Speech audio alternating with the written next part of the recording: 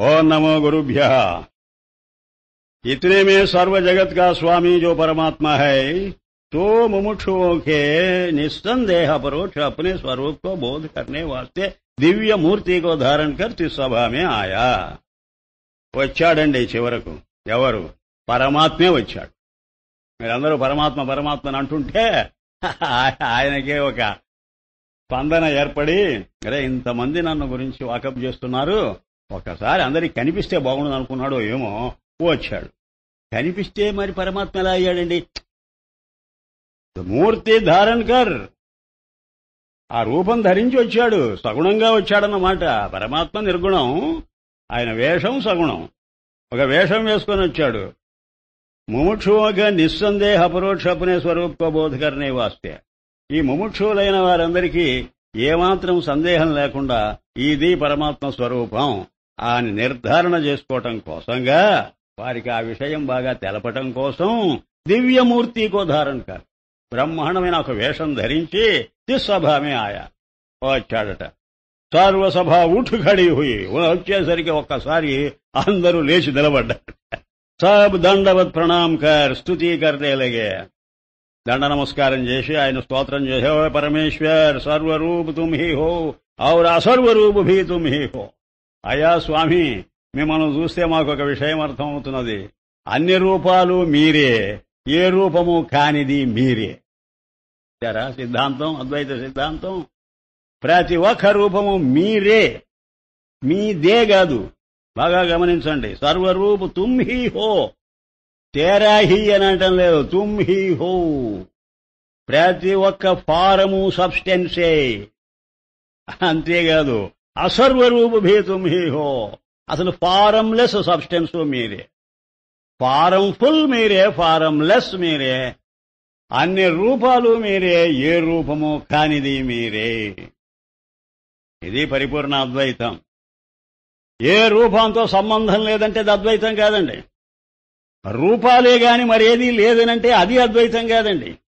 రూపాలేనన్నారా, మీరు వస్తువును మరిచిపోతున్నారు, సబ్స్టెన్స్ ను మరిచిపోయా మాట అంటున్నారు, కాబట్టి అది అద్వైతంగా. ఏ రూపము లేనిదే అద్వైతం అన్నారా, ఈ రూపాలతో దాన్ని సమన్వయించలేకపోతున్నారు.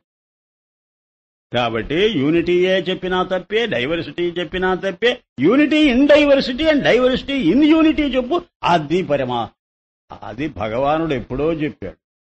ఏమని?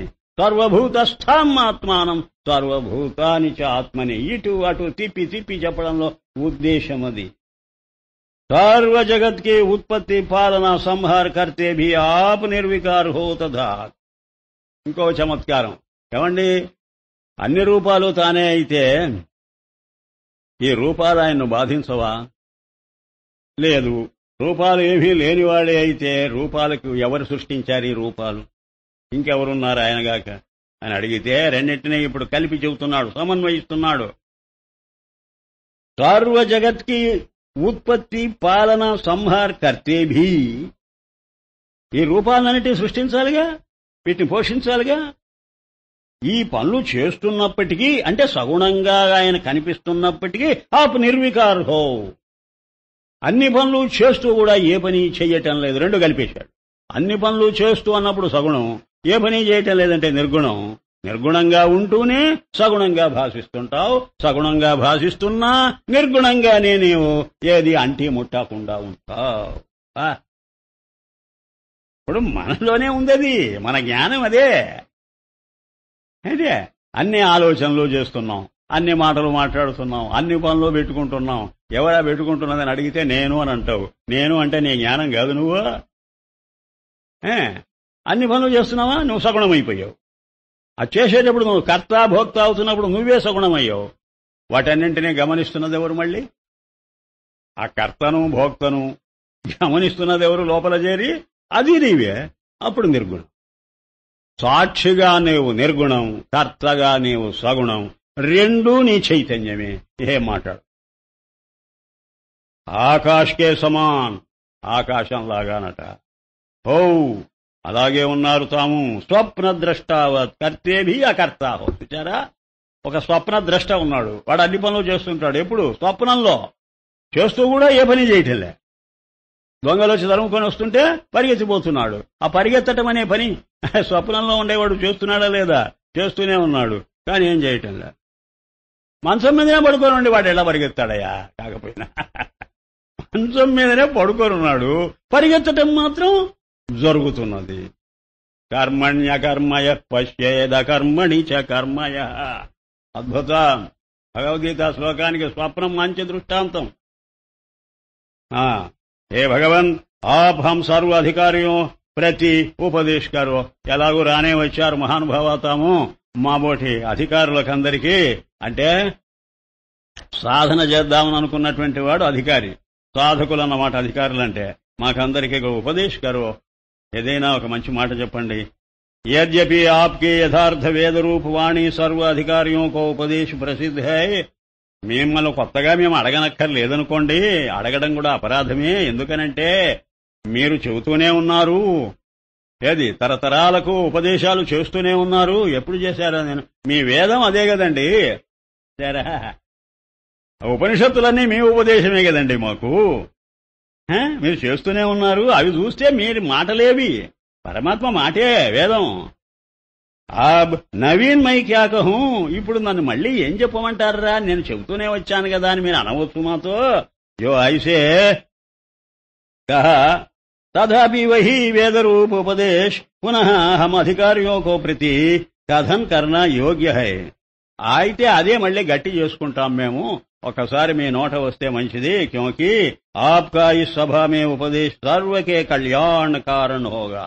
మీరిప్పుడు ఏదైనా ఒకటి మాకు ఉపన్యసించారంటే అది అందరికీ శ్రేయోదాయకం. హమ్కో పూఛోతో ఆజ్ హమ్ కృతకృత్య హోయే హై. మిమ్మల్ని చూస్తేనే చాలు మేము ధన్యులమైపోయాం. దర్శనం కోసమేగా మా తాపత్రయమంతా. క్యోంకి జిస్కి ప్రాప్తి వాస్తే కర్మ ఉపాసనా జ్ఞానకాండ రూప వేద సాధన కహతే హై. సో ఆప్ హమ్కో అపరోక్ష ప్రాప్త హోయే హో. మీ వేదం మాకేమని బోధిస్తున్నది? 3 కాండల ద్వారా 3 మార్గాలు చెప్పింది. 1 కర్మ, 2 ఉపాసన, 3 జ్ఞానం. ఆ 3 ద్వారా మిమ్మల్ని పట్టుకోమని అది సలహా ఇస్తూనే ఉన్నది. మేము వింటూనే ఉన్నాం. కానీ దర్శనం కాలేదు ఇంతవరకు. ఇప్పుడు అకస్మాత్తుగా మీరు వచ్చారు, మాకు సంతోషం. ఇస్సే హమ్కో అబ్ కర్నా కుచ్ నహీ రహా పరంతు అన్యాధికారియోं को आपने సమ్యక్ అపరోక్ష స్వరూప్ కా ఉపదేశ్ కరో. ఇదిగో మిమ్మల్ని చూచామంటే ఇక మేము చేయవలసిందేం లేదు. చూచారా అక్కడ విషయం? ఆత్మ దర్శనం అయితే చాలు, కర్తవ్యం లేదు. కృతకృత్య. కృతకృత్య అంటే చేయవలసిందంతా చేసినట్టే అయిపోతుంది. అంతేగాని కొత్తగా చేయవలసిన పని అంటూ లేదు. దర్శనం కోసమేగా ఇదంతా. ఏది యాజ్ఞవల్క్యుడు ఏమని చెప్పాడు? ఆత్మావారే ద్రష్టవ్య. ఆత్మనే నువ్వు ఎప్పటికైనా దర్శించాలి. దర్శించాలంటే మార్గం ఏమిటని అడిగింది మైత్రేయి. ఏమని చెప్పాడు? 3 fold. ఏమిటది? శ్రోతవ్యో మంతవ్యో నిధిధ్యాసితవ్య అన్నాడా లేదా? అంటే ఈ శ్రవణము, ఈ మననము, ఈ దర్శనము, ఈ నిధిధ్యాసన దర్శనం కోసం. లేకపోతే ఇంత తాపత్రయం దేనికి మనకు? స్వరూపుగా ఉపదేశకరు. అయితే ఎవరికి చెప్పమంటారా మీరు? మధ్యమ మందాధికారులు చెప్పండి స్వామి.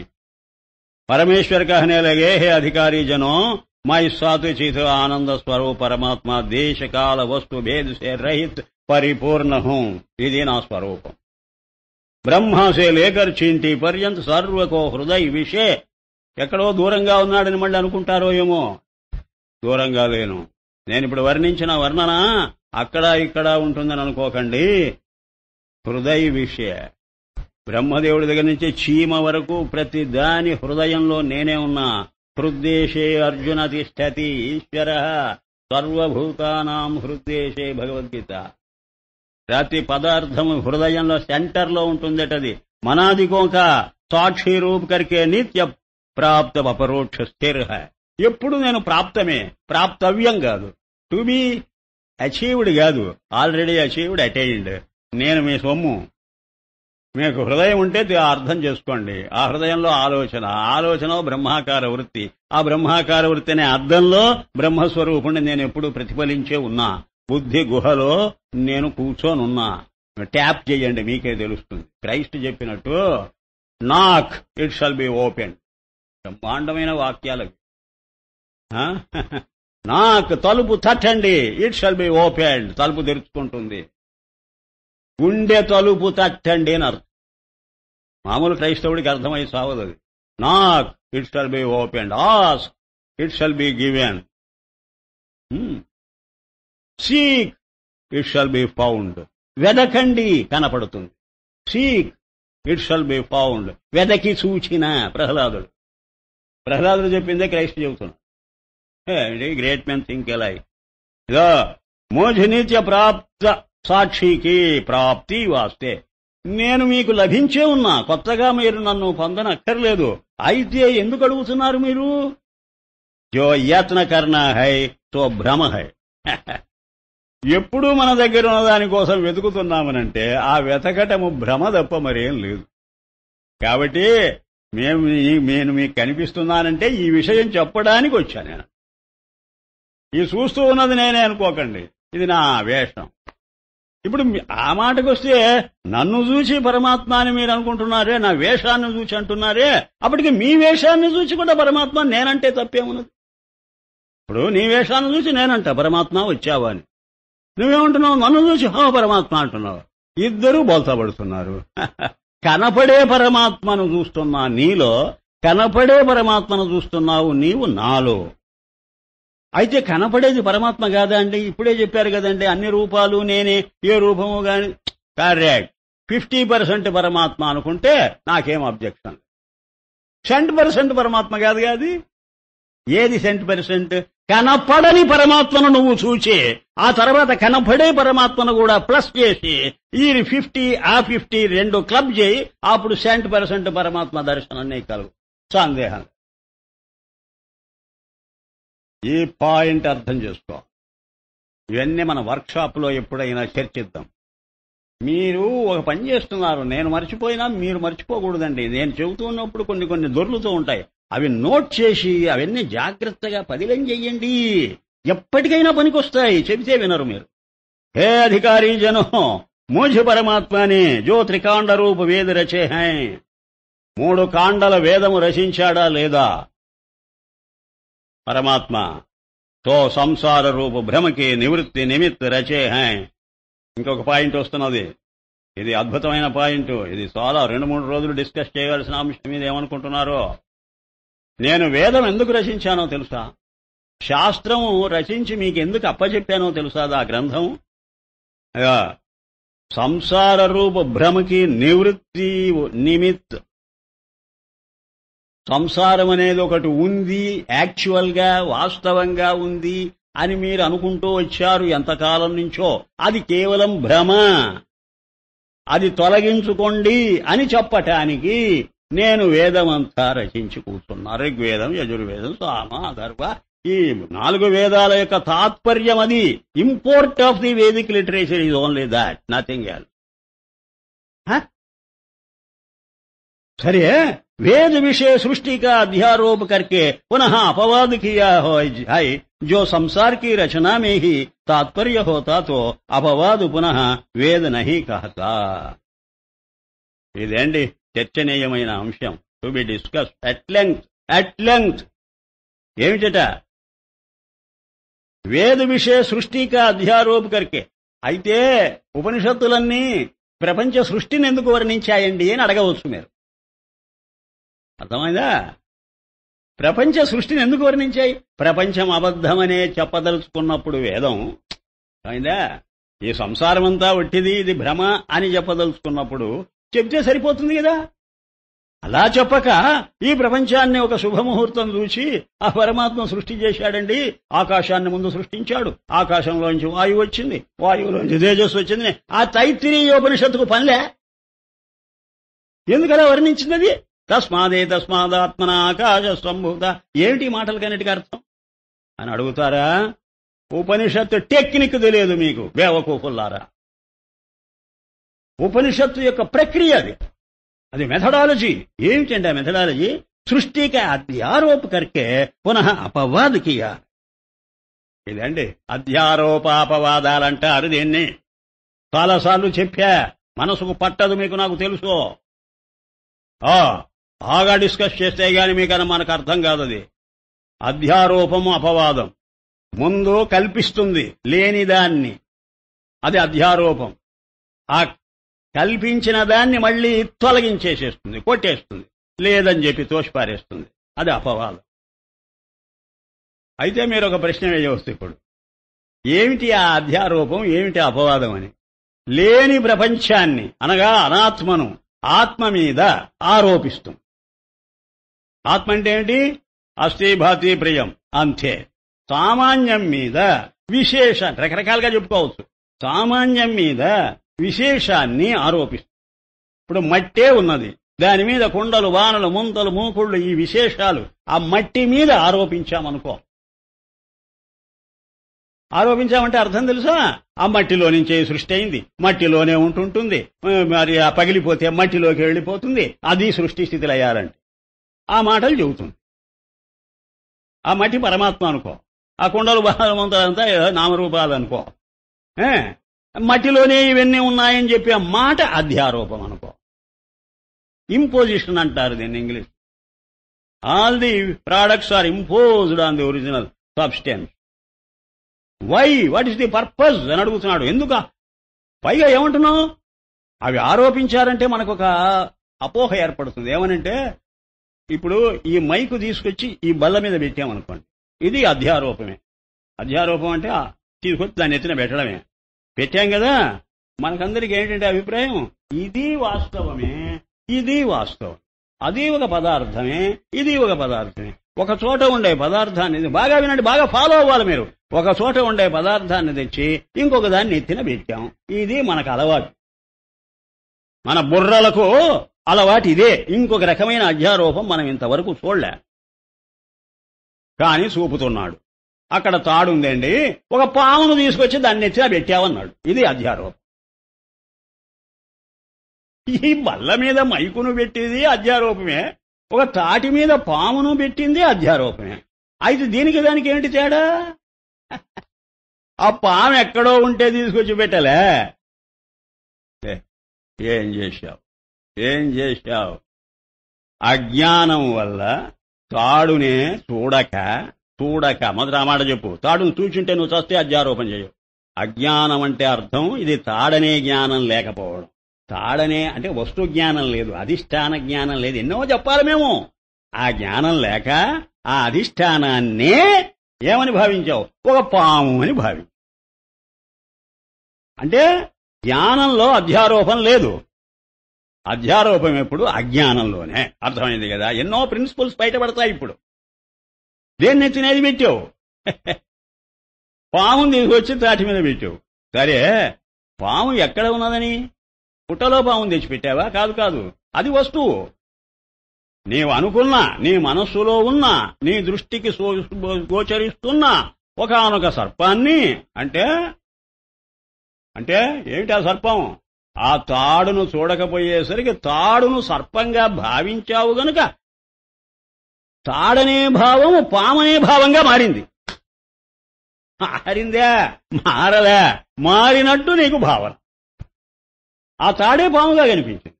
అప్పటికి ఆ పామును దేని మీద పారేశావు? ఆ తాటి మీద పారేశావు. అప్పుడు దేన్ని పారేశావు చెప్పండి చేత అయితే? చెప్పోయా? తాటి మీద తాడే పారేశావు. చెప్పాలి, గట్టిగా ధైర్యంగా మాట్లాడరే. తాటి మీద నువ్వు పారేసింది పామును కాదు, తాడునే. తాటి మీద తాడునే పారేయడం అనవసరం. తాడే అయినప్పుడు ఇంకా తాడుని పెట్టడం ఎందుకు? వస్తువునే గుర్తించుంటే ఆ వస్తువు మీద ఆ వస్తువునే పెట్టవు. నువ్వు చేసింది ఏంటంటే ఆ వస్తువును గుర్తించకపోయేటప్పటికి అనేక వికల్పాలకు అవకాశం ఇచ్చింది. ఇదే అదే ఇదే అని. ఆ అదే ఇదే అని తీసుకొచ్చి దాని మీద ఆరోపించావు. ఆ అదే ఇదే వాస్తవంలో ఇదే. ఏది? ఆ తాడే ఇన్ని రూపాలుగా నీకు కనిపించింది. కృష్ణుడు నారద మహర్షికి కనిపించినాడు. ఒక్కొక్క గోపిక ఇంట్లో ఒక్కొక్క అవతారంలో కనిపించాడు ఆయన. ఒకే కృష్ణుడు. అలాగే ఒకే రజ్జువు సర్పధార, దండ, బ్రంధ్ర, ఖండ ఇత్యాది రూపాల్లో అదే వికల్పం అనే మాటకు అర్థం. అదే విశేషం, వికారం, వికల్పం. మరి నిర్వికల్పం ఏమిటి? నిర్వికల్పం ఆ వస్తువు. బాగా గట్టిగా పట్టుకోవాలి ఇది భావం, లేకపోతే అద్వైతం కాదు, ఏది కాదు, మనకి ఏది అర్థం కాదు. అలాగే అస్థిభాతి వస్తువు. దాన్ని ఏం చేశావు? ఓ నామరూపాలుగా భావించావు. అప్పటికి నామరూప ప్రపంచం ఏదో కాదు, పరమాత్మే, అస్థిభాతే. దాని సామాన్యం మీద దాని విశేషాన్ని నువ్వు ఆరోపించావు. For which you have no authority at all. You have done a blunder in imposing the thing, the duplicate on the original. The duplicate is nothing but the original another form. అందుకని all forms are false. ఒక్క substance అది real. అధ్యారోప్ సృష్టిక అధ్యారోప్ కర్కే, ఈ సృష్టి అలాంటిది.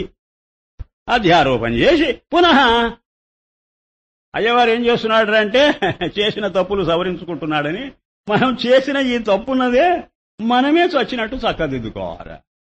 స్వయంకృత అపరాధం. అప్పుడు ఏం చేశాడు? అపవాద కియా హై, అపవాదం చేసిందట ఉపనిషత్తు. అపవాదం అంటే తోసేయడం అని. చేసిందెవరు, తోసేసేదెవరు?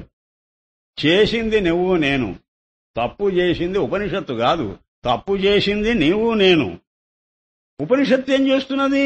తప్పును తప్పిస్తున్నది, తోసి పారేస్తున్నది. ఒరే నువ్వు తప్పు చేశావురా, ఇలా తప్పు ఎప్పుడు చెయ్యకు, ఇది లేదు, ఒట్టిది, అబద్ధం అని త్రోసి పారేసింది. నీ మనస్సుకు రాకుండా చేసేస్తుంది. అది అపవాదం. సరేనండి, బాగానే ఉంది. అని ఇంకొక ప్రశ్న, ఆఖరి ప్రశ్నకు మీరు జవాబు చెప్పండి. మనము తప్పు చేస్తే తప్పు చేసే వరకు మన డ్యూటీ, తోసివేసేది మన డ్యూటీ కాదు, చేత కాదు మనకు. తప్పు చేసేవాడు తోసేయలేడు, మరి తెలిసినవాడు తోసేయాలి, అంతే కదా. ఉపనిషత్తు మనలాంటిదే అయి కూర్చున్నదే. ఇప్పుడు ఎలా అయిందయ్యా? అది కూడా తప్పు చేస్తున్నది కదండి, అధ్యారోపం అన్నమాట. ఏమిటి అధ్యారోపం? సృష్టి స్థితిలయాలు వర్ణిస్తున్నది కదండి, అర్థమైందా? తైత్తిరేయోపనిషత్తు మరి ఆ తప్పెందుకు చేస్తున్నది? మనమంటే సృష్టి స్థితిలయాలు మనకు తెలియక బోల్తా పడ్డాం. మరి తెలిసి ఆ మహర్షులు ఎందుకు ఆ బోల్తా పడుతున్నారు?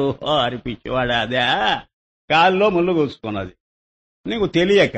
ఎక్కడ కూర్చుకున్నదో తెలియదు. అవును, ముళ్ళు కూర్చుకుంటే ఎక్కడ కూర్చుకున్నది మనం ఆలోచిస్తాం, మనకేం అంతు పట్టదు. ఎక్కడెక్కడో తిరిగి ఉంటాం, ఎప్పుడో కూర్చుకున్నది చూసుకోలేదు.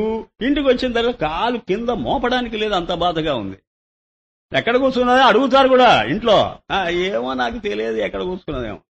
అలాగే ఈ సృష్టి, ఈ సంసారం ఎప్పటి నుంచి తయారైందో, ఎప్పుడు మన ఎత్తిన పడ్డదో. నేను శుద్ధ చైతన్య స్వరూపుణ్ణైతే దీని దుంపదగా అచేతనమైన ఈ ప్రపంచమంతా నాకెందుకు సంక్రమించిందో సష్టే అర్థం కావటం లేదు మనకు. పుట్టినప్పటి నుంచి ఎంత బాధపడుతున్నాం మనం, దీని మీద ఎంత చర్చ చేస్తున్నాం, భరించటంలే. కనుక తెలియక మనం తాపత్రయపడుతుంటే తెలిసిన వాడు గురువు, తెలిసిన వాడు రచించిన శాస్త్రం, మహర్షులు గురువులు, వారి వాక్కులు శాస్త్రం, వాళ్ళు రావాలి. ఇప్పుడు మనకు తెలియక రోగం తెచ్చుకున్నామండి, వైరల్ ఫీవర్ వచ్చిందండి, మనమేం ఆహ్వానించామా వైరస్ను? దాన్నుపదగా అది వచ్చి లోపల ప్రవేశించింది, మనకా తెలియదు, ఏ రోగమో తెలుస్తావదు. డాక్టర్ దగ్గరికి వెళ్ళాలి, డాక్టర్కు అన్నీ తెలుసు.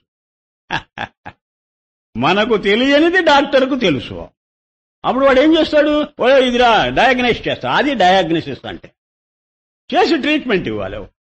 రెండు పనులు చేయాలి డాక్టరు, కరెక్ట్ గా డయాగ్నైజ్ చేయాలా, రైట్ ట్రీట్మెంట్ ఇవ్వాలి. అలాగే ఉపనిషత్ ఋషులు పెద్ద డాక్టర్లు, స్పిరిచువల్ డాక్టర్స్. మెడికల్ కోడ్ లాంటిది ఆ వేదాలు 4 రెఫర్ చేశాడు. చేసి ఏమిట్రా వీడి బాధ అని ఆలోచించాడు. ఓహో, అధ్యారోపణ చేసి వస్తున్నాడా వీడు అపవాదం చేసుకోలేకపోతున్నాడా? అయితే ఓ పని చేద్దాం, మనం అపవాదం చేద్దాం. అయితే అపవాదం చేసే ముందు, ట్రీట్మెంట్ ఇచ్చే ముందు డయాగ్నోస్ చేసినట్టు, అపవాదం చేసే ముందు అధ్యారోపణ చేస్తున్నాడు వాడు మళ్ళీ చేస్తున్నాడు అధ్యారోపణ. ఏమయ్యా, నేను అధ్యారోపణ చేసింది నువ్వు పెద్ద అపరాధం అని చెప్పి మళ్ళీ ఆ అపరాధం నువ్వే చేస్తున్నావంటే వాడు నవ్వి మాట అంటాడు, నీవు తెలియక చేశావు ఆ అధ్యారోపం, నేను తెలిసి చేస్తా. తెలియక చేసినా తెలిసి చేసినా అపరాధమే కదయ్యా. కాదయ్యా, నువ్వెక్కడో తొక్కొచ్చావు ఒక ముళ్ళ కంప, కాల్లో ముళ్ళు గుచ్చుకున్నదయ్యా, కొంపకొచ్చావయ్యా, అబ్బా అంటున్నావయ్యా. నేనేం చేస్తానో తెలుసా? ఒక సూది గుచ్చుతా. ఉదిపదిగా నువ్వు గుచ్చడం ఎందుకయ్యా? ఉండవయ్యా, నీకు తెలియదు. ఆ ముళ్ళు తీసిపారేయాలంటే మళ్ళీ ముళ్ళుతోనే తీసేయాలి. దొంగను దొంగే పట్టుకోవాలి, వజ్రాన్ని వజ్రమే భేదించాలి. నీకేం తెలుసో? అది మెథడ్ అయ్యి. అది ఆ కేసు ఎరాడికేట్ కావాలంటే అది మెథడ్, అది ప్రక్రియ, అది టెక్నిక్. అది నీకేం తెలుసు? నీ మోఖం నోరు మూసుకుని పడుండు. కనుక మేము అధ్యారోపణ చేస్తాం. అది సరే గాని మా అధ్యారోపము అపవాదానికి పనికిరాదు కదా. ఇప్పుడు మనం అధ్యారోపమేమో చేసుకుంటున్నాం, కానీ పోగొట్టుకోవడం చేత కాదు. అది అపవాదము లేని అధ్యారోపం అయింది మనది. అందుకనే ప్రాబ్లంగానే ఉంటుంది. నీకు సొల్యూషన్ నీకు స్ఫురించదు. అపవాదమే సొల్యూషన్. సొల్యూషన్ లేని ప్రాబ్లం అయింది మనది. వాడేం చేస్తాడు తెలుసునా? సొల్యూషన్ చూపుతాడు. సొల్యూషన్ చూపే ముందు ఏం చేస్తాడంటే వాడు అధ్యారోపణ చేశాడు. ఎందుకది? ఎందుకంటే నీవు నేను నాది అని రెండో విభజించి చూస్తున్నావు. అదే నువ్వు చేసిన పొరపాటు. ఎప్పుడైతే విభజించావో ఆ నేనే విభక్తమై కొంత నేనుగా కొంత మిగతాది నాదిగా నీకు కనపడుతున్నది. అది ప్రాబ్లం అయితే. నేను చెప్పే మాట ఏంటంటే ఆ నాదిగా చూస్తున్నది కూడా నేనేనని తెలుసుకో. అది అపవాదం. నాదిగా దాన్ని అపవాదం చేసి నేనుగా ప్రవిలాపనం చేసుకోరా బేవకో. అమ్మా ఇదే అండి అద్భుతం. ఏమనుకుంటున్నావో? నాదిగా అపవాదం, నేనుగా ప్రత్యభిజ్ఞ. దానికి నేను కూడా నీ మార్గంలోనే ఒక మెథడ్ అవలంబించా, అధ్యారోపణ చేస్తుంటా. అంటే అర్థం ఏమిటి? ఆ నేనును నువ్వు లిమిటెడ్ గా భావిస్తున్నావు, మిథ్యాత్మగా భావిస్తున్నావు, ముఖ్యాత్మగా పరమాత్మగా చూడలేకపోతున్నావు. అంటే నాదిని కూడా కలుపుకున్న నేనే అసలైన ఆత్మ. నాదిని వేరు చేసి ఏ కొంచెమో విధవ శరీరాన్ని అంటి పట్టుకున్నా ఆ నేను నకిలీ ఆత్మ, తెలుసుకో. కనుక ఇప్పుడు నేను అధ్యారోపం ఎందుకు చేస్తున్నానంటే, సృష్టి స్థితి లయాలు ఎందుకు వర్ణిస్తున్నానంటే, ఏ పరమాత్మలో నుంచి ఇది సృష్టి అయిందో, ఎందులో ఉందో, ఎందులో లయమవుతుందో, యవ్వనిచే జనించు జగమని ఎందుకంటున్నానంటే, ఆ యవ్వని మీదకి నీ దృష్టి పోవటానికి మాటిమాటికి పిచ్చి పిచ్చి ప్రశ్నలేకు. నీకు ఆ మెథడాలజీ తెలపాలని నేను తాపత్రయపడుతుంటే మధ్యలో నువ్వు తొందరపడతావేంటి? ఎందుకు దాన్ని ఎలా వర్ణించటం అని అంటావా? ఇంతవరకు దాని వైపు నీ దృష్టి మళ్ళక చస్తున్నావు, నీ వైపే మళ్లించుకుంటున్నావు. ఆత్మ అంటే నేనే కదా, ఆత్మ అంటే నేనే కదా. ఏంటి నేను? నీ మొహం నేను, నీ ఆపాదమస్తకమున్న నేనా? సర్వవ్యాపకమైన నేను నీకెక్కడున్నది? నీ దగ్గర ఉంది. మరి నీకు బుద్ధి సిద్ధం కాలే, వస్తు సిద్ధంగా ఉంది. మరి నీకు బుద్ధి సిద్ధం చేస్తే గాని నీవు ప్రాబ్లం పోగొట్టుకోలేవు, సొల్యూషన్ రాదు. ఓహో ఇంత ఉంది అండి. నీకెందుకయ్యా డాక్టర్ను నువ్వు ఎప్పుడు క్వశ్చన్ చేయకు, వాడి ట్రీట్మెంట్ వాడిని కానీ అడుగడుక్కో. నువ్వు వాడిని ఏంటి ఏమిస్తున్నావు మందు ఎన్న అడుగుచ్చుకోవాలి. నోరు మూసుకొని నేను చెప్పినట్టు నువ్వు విను. పెద్ద పెద్ద డాక్టర్లు ఉన్నారు చూడండి, చీవాట్లు పెడతారు, తిడతారు, వీలైతే కొడతారేమో అని కూడా నాకు అనుమానమే. ఎందుకంటే తెలిసిన వాడికి తామసం ఎక్కువగా ఉంటుంది. నువ్వు మాటిమాటికి డిస్టర్బ్ చేస్తే వాడు ఒప్పుకోడు. అలాగే ఉపనిషత్ ఋషులు మరి వాళ్ళు మహానుభావులు ఎందుకయ్యా సృష్టిస్థితిలో మాట్లాడకు. ఆ సృష్టి స్థితిలయాలు జరిగాయని కాదు మా ఉద్దేశం. నీకు అది అర్థం కాలే. ఈ మొత్తం దేనిలో నుంచి వచ్చింది అన్నప్పుడు అర్థమవుతున్నదా నీకు? ఈ కుండలు బాణుల ముంతలు దేనిలో నుంచి వచ్చాయో, దేనిలో ఉంటున్నాయో, దేనిలో లయమవుతాయో అన్నప్పుడు ఇవన్నీ దానికి వేరుగావు అనేది ఒకటి తెలుసుకోవాలి నువ్వు. అంతేగాక దాన్ని ఇంతవరకు గుర్తించకపోతుంటే నువ్వు ఒరే ఇవి వీటిపాటికివి తయారుగా లేదురా, అద్దుగో మూల పదార్థం అదిరా అని నీకు మేము గుర్తు చెయ్యాలి. రెండున్నాయి పాయింట్లు. ఒకటి ఇది ఇక్కడికిక్కడికి సమసిపోలేదు అని దానివైపు చూపాలి. చూపితే తదాకార వృత్తి ఏర్పడుతుంది నీకో, నీ మట్టి బుర్రకో. తదాకార వృత్తి అంటారు. అది ఇప్పుడు ఇది మైకు అని చూపితే ఓహో ఇది మైకా అనేసరికి నా మనసులో మైకు ఫోటో పడ్డది. అలాగే అస్థి భాతి ప్రియం అని చెబుతూ ఉంటే దాని ఫోటో పడుతుంటుంది. అప్పటికి సామాన్యాకారంగా మారిపోతుంటుంది నీ బుద్ధి. అంతవరకు విశేషాకారాలుగా మారి చూస్తున్నది ఇది. ఎప్పుడు సామాన్యాకారంగా మారిందో ఇది ఫస్ట్ స్టేజ్. సెకండ్ స్టేజ్ ఏమిటి? సామాన్యం అనేటప్పటికి వ్యాపకం, నిరాకారం వ్యాపకం. అయ్యేటప్పటికి ఈ విశేషాలన్నీ ఏమవుతాయి, దానికి భిన్నంగా కనపడవు, శాస్త్రే కనపడవు. ఎట్టా చూస్తున్నారు? దయ్యపు చూపుతో చూడండి.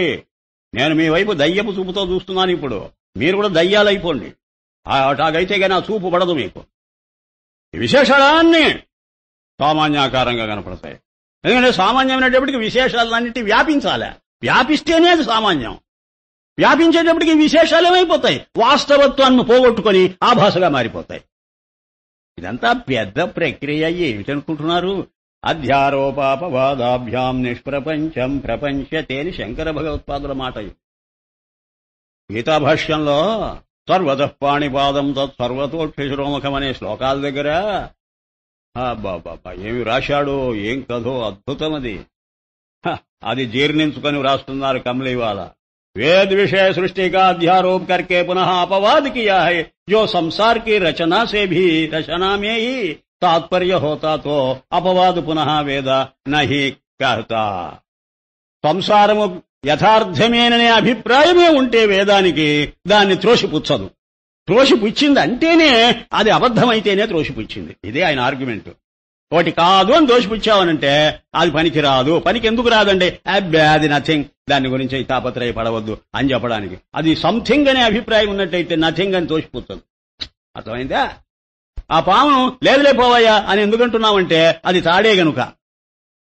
తాడిని గుర్తించక నువ్వు పాము అన్నావు కనుక అదే పాము కాదు, గేమి కాదులే, నోరు మూసుకుని పడుండు అని చెబుతుందట వేదం. మళ్ళీ అందుకనే సృష్టిని వర్ణించి మళ్ళీ సృష్టి లేదు, ఏమీ లేదు, పాము అన్నది. అర్థమైందా? इससे जिस परमात्मा से ये भूत भौतिक सृष्टि हुई है पुनः तिसमें लीन होती है तो परमात्मा. చూసారా, ఎవడి వల్లనైతే ఇదంతా సృష్టి అయిందో, ఎవడి వల్లనే మళ్ళీ పోయి కలిసిపోతున్నదో, ఏ మట్టిలో నుంచి ఈ పాత్ర సృష్టి అయిందో మళ్ళీ పగిలిపోతే ఏ మట్టిలో కలిసిపోతున్నదో అప్పటికి ఇది ఆభాస, ఆ మట్టి యథార్థం. అది తెలుసుకోవాలి నువ్వు. రెండూ వాస్తవం అనేటువంటి దృష్టితో ఉన్నావు ఇంతకాలం. కాదు కాదు అని అనిపించుకోవాలంటే ఒక దానిలో నుంచి మరొకటి వచ్చిందని చెబితేనే తప్ప ఇది ఆభాస కాదు. ఇది బాగా డెమాన్స్ట్రేట్ చేయవచ్చు. అట్ లెంగ్త్ అన్నా నేను ఇందాక. అట్ లెంగ్త్ అంటే ఎంత దూరమైనా కూడా దీన్ని చర్చించాలి. ఇట్లా మామూలుగా కాదు. ఇప్పటికే బాగా మనసుకు వచ్చి ఉంటుంది, కానీ నాకు అనుమానమే. ప్రతి ఒక్కరి చేత చెప్పించాలి. ప్రతి ఒక్కరిని అడిగి అడిగి అడిగి గుచ్చి గుచ్చి అడిగి మాట రప్పించుకోవాలి. ఊరిగా చూస్తుంటారు ఇట్లా. తెలివిగా చూడాలి, ఊరిగా చూడడం కాదు. గుడ్లప్పగించి చూడడం పనికిరాదండి అమ్మా. అది ఆత్మవంచన అవుతుంది. మనకు అర్థం కాకున్నా అర్థమైనట్టు తల ఊపడం, అంతకన్నా ఆత్మవంచన మరొకట్లేదు. పోతాతో అద్భుతం. పరమాత్మా తుమారా స్వరూప్ హై, జిస్మే లీన్ హోతా హై. ఏది దేనిలోంచి వచ్చి దేనిలోకి వెళ్ళిపోతున్నదో అది మీకు స్వరూపం అయి తీరాలి. तो परमात्मा तुम्हारा स्वरूप है. जैसे कोई तरंग को उपदेश करे कि हे तरंग तुम सहित जिससे ये तरंग बुद्बुदादि फेनादि उत्पन्न होकर पुनः लीन होते हैं तो तुम्हारा स्वरूप है. ఇప్పుడు అంత తమాషగా చెబుతున్నాడు అండి. ఒక తరంగం దగ్గరికి వెళ్ళి వాయి తరంగమా అని పిలిచాడట. పిలిస్తే ఏమండి అన్నదట, ఇక నీవు మిగతా తరంగాలు, మీ మీద ఉన్న ఆ బుద్బుదాలు, ఆ తీరంలో ఉన్నటువంటి తెట్టెగట్టికు ఉన్నటువంటి ఆ తెల్లని నురుగు, మీరంతా ఎవరో తెలుసా? ఆ జలంలో నుంచే వచ్చారు. ఆ జలం మీదనే తిరుగుతున్నారు. ఆది మధ్య మళ్లీ కొంతసేపటిగా జలంలోకి వెళ్ళిపోతారు. మీ స్వరూపం ఏమిటి ఇప్పుడు చెప్పండి? తరంగమా? తరంగము నీ స్వరూపమా? అయితే చచ్చిపోతున్నావి, ఒడ్డుకు వెళ్లి విరిగిపోతున్నావి. అప్పుడు నీ స్వరూపం తరంగం అని చెప్పగలవా? నోరు మూసుకొని జలమే నా స్వరూపం అని చెప్పు. ఇదేంటి? ఇది డూప్లికేట్, ఇది ఆభాస. ఉత్పన్న హోకర్ పునః లీన్ హోతే హై తో తుమారా స్వరూప హై అంటే ఆ జలం నీ స్వరూపం. జైసే స్వప్న జీవిక ఇదంతా చెప్పాడనుకోండి. తో స్వప్న ద్రష్ట, సరే మంచిదే. నిర్వికార నిర్వికల్పకే బోధమే హై. ఆ నిర్వికారము నిర్వికల్పమైనటువంటి బోధ మీకు కలగడం కోసమే వికారాలన్నీ దానిలోంచి సృష్టి అయ్యాయని చెప్పడం. నిర్వికల్పాన్ని అర్థం చేసుకోవాలంటే వికల్పం ద్వారా చేసుకోవాలండి. అదండి విషయం. మట్టి పాత్రల ద్వారానే మట్టి స్వరూపాన్ని గుర్తించాలయ్యా. ఆ అద్దంలో ప్రతిబింబించిన నీ ముఖం ద్వారానే నీ ముఖాన్ని తడివి చూసుకోవాలయ్యా. ఇది కదా నా ముఖం అని. బజిద్దే ఆన్ బిదాన్ హర్జిదీరా బజిద్దే ఆన్ బిదాన్ సూఫీలు చెబుతున్నారు. దాని నెగటివ్ ద్వారానే దాని పాజిటివ్ను పట్టుకోండి అంటున్నారు వాళ్ళు. అందుకనే నెగటివ్ ఏర్పడ్డది. కోయి తరంగాదిగోకి సృష్టి కథన్మే తాత్పర్యనే. అంతేగాని తరంగాలు సృష్టి అవుతున్నాయి అని చెప్పాడనుకోండి ఎవడైనా, దాని మీద లేదట వాడికి దృష్టి, సముద్ర జలం మీద ఉన్నదట. ఈ తరంగం ద్వారా జలాన్ని పట్టుకోవడానికి చెబుతున్న మాటట అది. అంతేగాని తరంగంతో ఆగిపోవడం కాదట. సృష్టి జరిగిందని చెప్పడం అధ్యారోపం, ఆగిపోకుండా దాన్ని త్రోసిపారేయడం అపవాదం. జల దృష్టి ఉండాలైతే, జల దృష్టి ఏర్పడితేనే కాని తరంగ భావాన్ని నువ్వు తోసేయలేవు. అలాగే పరమాత్మ దృష్టితో చూస్తేనే కాని ప్రపంచాన్ని తోసేయలేవు. సంసారికే పదార్థంకే కథన్మే జీవుకో తథా వేదుకో క్యా లాభ హై. ఈ కేవలం ఈ సృష్టి, ఈ జీవుడి ప్రవేశము చెప్పడం వల్ల ఆ వేదానికి ఏమిటండి లాభం? ఈ మాట చెప్పడానికి ఎటండి వేదం? మనకు తెలియటం లేదటండి ఈ ప్రపంచం ఉంది, నేనున్నానని మనకు ఆ మాత్రం వేదం చెప్పాలండి. ఈ మాట వేదం చెప్పవలసింది ఇదంతా సమస్య, ఇది అబద్ధం, ఇది ఆభాస, నిజం ఫలానా అని ఇలాంటి కొత్త విషయం చెప్పడానికి కావాలి. కానీ శాస్త్రం మనకు పాడిందే పాడరా పాచిపండ్ల దాసరి అని పాత పంచాంగం విప్పడానికా? నీకు నాకు తెలిసిందే మళ్ళీ వేదం చెబితే ఏం ప్రయోజనం? జ్ఞాపకం హి శాస్త్రం నా కారకం అని ఒక మాట ఉన్నది. భగవత్పాదులు అప్పుడప్పుడు చెబుతూ ఉంటారు. వేదం రిమైండ్ చేయాలి నీకు, అంతేగాని నీ చేత చేయించకూడదన్నాడు. నీవు చేసిన తప్పే అది చేయించకూడదట. మరి ఏమిటి? అది తప్పు అని నిరూపించి ఒప్పేదో దాన్ని జ్ఞాపకం చేయాలట. జ్ఞాపకం హి శాస్త్రం నా కారకం. చిన్న మాట అద్భుతంగా చెప్పాడు. ఉపరోక్త గుహ్య తాత్పర్యకే అజ్ఞాత్ భ్రమీ పురుషోంకే భ్రమ్ దూర్ కర్నే వాస్తే. అయినా కూడా భ్రమ తొలగిపోదట మామూలు మానవుడికి. వాడు పామరుడు, వాడికి ఎంత చెప్పినా అర్థం కాదు. కనుక his mind is not prepared to receive the monistic concept. ఆ అద్వైత రహస్యాన్ని మనస్సు పట్టుకోలేకపోతున్నది. ఇప్పుడు ఇంత దూరం చెప్పినా మనం పట్టుకోలేమండి. పట్టుకున్నట్టు అనిపిస్తుంటుందే గాని పట్టుకోము. అనసా వచసా కాదు, పట్టుకోలేకపోతేనట ఉపరోక్త గూహ్యాట. ఇది పరమ రహస్యమట. తాత్పర్యకే అజ్ఞాత్ భ్రమీ పురుషోకే భ్రమ్ దూర్కర్. ఆ భ్రమలో కొట్టుమిట్టాడుతున్న పురుషుల భ్రమను పోగొట్టడం కోసమే వేద్ మే కర్మ ఉపాసన జ్ఞాన్ కథన్ కియా హై. పల్లేక చెప్పింది అనుకున్నావా శాస్త్రం? కర్మకాండ, ఉపాసనాకాండ, జ్ఞానకాండ, 3 కాండలు ఎందుకు? ఒక జ్ఞానకాండ చాలదు? ఆ మొదటి 2 ప్రిపరేషన్ కోసం చెప్పింది. నీ మనస్సు అంత స్తోమత లేదు దానికి. అత్యద్భుతమైన రహస్యం ఒక్కసారి చెబితే ఉక్కిరి బిక్కిరైపోతుందండి మనస్సు. అందుకోసం క్రమంగా పట్టుకొస్తున్నది. కర్మవాసనలు పోగొట్టి, సగుణ వాసనలు పోగొట్టి, మనసును శుద్ధి చేసి, మనసును ఏకాగ్రం చేసి, అలాంటి శుద్ధమైన ఏకాగ్రమైన బుద్ధికి జ్ఞాన బీజాలు అంకురించేలాగా బోధ చేస్తుంది. बंध मोक्ष यथार्थ है, कोई बंध मोक्ष यथार्थ है इस अभिप्राय से नहीं कथन किया. అంతేగాని బంధం మోక్షం వాస్తవంగా ఉన్నాయనే అభిప్రాయంతో చెప్పటం లేదట వేదం. అదంతా ఫాల్స్ నోషన్. ఫాల్స్ నోషన్ ఒక్కసారి చెబితే చస్తావు. ఇంత వాస్తవంగా చూస్తుంటే ప్రపంచాన్ని కాదంటారేమిట్రా అని నీవు రివోల్ట్ చేస్తావు. అందువల్ల క్రమంగా ఒక్కొక్క ముద్ద మింగితేనే గాని జీర్ణం కాదు. కంచంలో ఉండదంతా ఒక్కసారి నోట్లో పెట్టుకుంటే చస్తాం, ఉకిరి బిక్కిరై వాంతి చేసుకుంటాం. అర్థమైందా? అందుకోసం అంట. हे अधिकारी जनों, जैसे महाकाशे घट उपाधि से घटाकाश संज्ञा को पाता है, ఆ మహాకాశమే ఎలాగైతే ఒక ఘటంలో ప్రవేశించి ఘటాకాశమనే పేరు పెట్టుకున్నదో, తైసేమై పరమాత్మ హి దేహరూప ఉపాధి సే సాక్షి ఆత్మా సంజ్ఞాకో ప్రాప్త హోవాహం. ఆ నేనే మీ శరీరాల్లో చేరి జీవుడనే పేరు పెట్టుకొని తిరుగుతున్నానర్రా. అర్థమైందా సభాసదులారా, ఓ సత్సంగ సభ్యులారా అని పరమాత్మ హెచ్చరిస్తున్నాడట. హెచ్చరిస్తుంటే ఎలా ఉంటుందో ఊహించి కమ్లీవాల కథల్లినట్టు అల్లి మనకు బోధిస్తున్నాడు. ఎన్ని రకాల పాటలు పడుతున్నాడో చూడండి ఆ మహానుభావుడు మన కోసం. हे अधिकारी जनों, ये संशय नहीं करना कि ये बुद्धि आदि को का प्रकाश है, आत्मा परमात्मा रूप नहीं. మీరు సందేహిస్తున్నారేమో ఇంకా పరమాత్మ ఒకడుండి ఈ పనంతా చేస్తున్నాడా? మనలో చేరింది పరమాత్మేనా నిజంగా? మనం జీవులమే అనేమైనా ఉందా? పరమాత్మతో బ్రహ్మ వైకుంఠాదిక లోకో మే రహతా హై. ఎక్కడో బ్రహ్మలోకంలోనో వైకుంఠంలోనో ఉండుంటాడండి ఆ పరమాత్మ. మనమేమిటండి దరిద్రులం, ఈ విజయవాడలో ఈ విధవ 3 జానుడు శరీరంతో తిరుగుతూ మనం పరమాత్మ ఏమిటండి అనేమైనా ఉందా మీకు? ఇంకా జిడ్డు కడిగి పారేస్తా, వాయిస్తా ఇటు అటు చంపలు. లోకో మే రహతా హై, ఎక్కడో వైకుంఠం అట్లాంటి లోకాల్లో ఉంటాడు. వరన్ మై పరమాత్మతో తుమ్హారా ఆత్మ ప్రత్యక్ష స్వరూపం. మీరు అలాంటి పిచ్చి పిచ్చి అపోహలు పెట్టుకోకండి. నేను పరమాత్మనే, మీ ఆత్మను కూడా నేనే. తుమ్హారా ఆత్మ ప్రత్యక్ష స్వరూపం. ఇన్నర్ మోస్ట్ సెల్ఫ్ మీలో ఏదైతే ఉందో అది కూడా నేనే.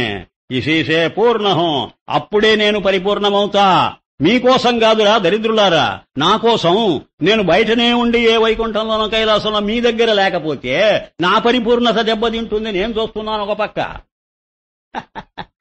పరమాత్మ అదే అత్యద్భుతం. అసలు అర్థం చేసుకునే తీరులో చేసుకోవాలండి, ఇప్పటికే చదవడం కాదు. జో ఐసా ముझ పరమాత్మకు నహి మానోగేతో అంటే అప్పటికి ఇంటా బయట ఉన్నది నేనే. ఇల్లంటే శరీరం, నీ లోపల ఉన్నది నేనే, నీ బయట ఉన్నది నేనే అయినప్పుడే నాకు గౌరవం. మీరిచ్చే గౌరవం కాదు, నేను తెచ్చుకునే గౌరవం. చూడండి పరమాత్మ అంతర్బహిష్ట భూతానాం అన్నప్పుడు మీరు పుస్తకాలు చదువుకుంటూ బాగుపడవచ్చు. నేను అంతస్తులో లేక బహిస్సులోనే ఉంటే నేనేం పరమాత్మనరా? కనుక జీవుడు కూడా దేవుడే. యో ఐస దేహో దేవాలయ ప్రోక్తో జీవో దేవస, ఇవన్నీ ఇలాంటి శాస్త్ర గ్రంథాలను చదివి చెప్పిన మాటలేవి. మంచి పరమాత్మకో నహి మానోగేతో, ఇంకా మీకు జిడ్డున్నదో అయితే ఒక్క మాట. జో దేశ్ కాల్ వస్తు భేదవాన్ పదార్థ హై, అప్పటికి మీకు బయట ఉండవలసి వస్తుంది. నేను బయట ఉన్నట్టయితే నాకు దేశం కాలం పదార్థం అనేటువంటి 3 అవస్థలు ఏర్పడతాయి. నేను లిమిటెడ్ అయిపోతా. సో అయితే ఏమయ్యా అంటారా, మీలాగే నేను కూడా అనిత్య హై. మీరు కొంతకాలం ఉండి తర్వాత కళ్ళు మూసుకున్నా నేను కూడా కొంతకాలం ఉండి నేను పోవాలి. అది కాదు, మీరు ఒక ఉపాధిని పట్టుకొని ఆ మేరకే నేనున్నాను అనుకోవడం వల్ల కదా ఉపాధి చస్తే నువ్వు చస్తున్నావు. నా ప్రాణం కూడా తీస్తావేమిటి నువ్వు? నేను కూడా ఒక ఉపాధిని నమ్ముకున్నావాడినే. ఎందుకంటే లోపల లేను బయటనే ఉన్నానంటావుగా, ఆ బయట ఉపాధిని నమ్ముకొని కూర్చోవాలి. ఒక చోట ఉండి ఒక చోట లేకపోతే నామరూపాలు వచ్చి పడతాయి అయ్యా. అది రహస్యం. ఫార్మేషన్ వస్తుంది వాడికి. ఇది మన వర్క్షాప్ లో చర్చించవలసిన విషయం. మీరు నోట్ చేయండి. అమ్మాయి నువ్వైతే బాగా చేస్తావు, నువ్వు బాగా నోట్ చేయి. ఇప్పటి నుంచి అయినా చెయ్యి, నేను చెప్పిన మీదటైనా పెడతా. ఒకసారి వర్క్షాప్ నాకు తిక్క రేగిందనంటే 1 వారం రోజులు వర్క్షాప్ పెట్టి నా ప్రాణం తీసుకొని మీ ప్రాణం తీయాలి. అంతే, లాభంలో లేకపోతే. భేదవాన్ పదార్థ సో అనిత్య హై, అనిత్యమైపోతాడు వాడు. అనిత్యకే జాన్నేసే అనిత్య హీ ఫల్ హోతా హై. పోనీ అనిత్యమైతే అయినాడండి, వాడిని నేను పూజలు పురస్కారాలు చేయాలి. అదేగా మనం ఏడిచే ఏడుపు. ఒక విగ్రహాన్ని పట్టుకొని ఏడిచే ఏడుపు ఏమిటి? అనిత్యమైన ఆ పదార్థాన్ని పూజించలేక చూస్తున్నాం. నేను పూజిస్తే మంచిదే కదా. మంచిది కాదని అంటం లేదయ్యా. అనిత్య హీ ఫల్ హోతా హై. నీకు దానివల్ల కలిగే ఫలితం కూడా అనిత్యమే అయిపోతుంది. నీకు ఆర్ యూ ప్రిపేర్డ్? అనిత్యం అయితే అయిందని సంతోషిస్తావు. మళ్ళీ వేళ తిన్నాం అన్నాం, తృప్తిగానే ఉంది.